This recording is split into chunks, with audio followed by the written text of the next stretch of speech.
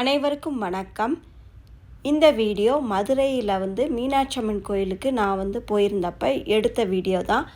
நாங்கள் சில கடைகளுக்கு போயிட்டு அங்கே முன்னால் நின்றுட்டு இருக்கப்ப மீனாட்சி அம்மன் கோயிலுக்கு வெளியே யானையை கூட்டிகிட்டு வந்தாங்க. இது மீனாட்சி அம்மன் கோயிலில் இருக்கக்கூடிய யானை.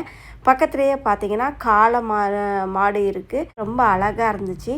இந்த வீடியோவில் மீனாட்சி அம்மன், சுந்தரேஸ்வரர் இவங்கெல்லாம் ஊர்வலமாக வர்றதை உங்கள்கிட்ட நான் காமிக்கணும் அப்படின்காண்டி தான் ஷேர் பண்ணியிருக்கேன்.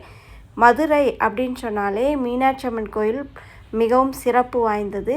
இந்த கோயிலில் வெள்ளிக்கிழமை இந்த மாதிரி சுவாமியை வச்சு ஊர்வலமாக கொண்டுட்டு வந்தாங்க.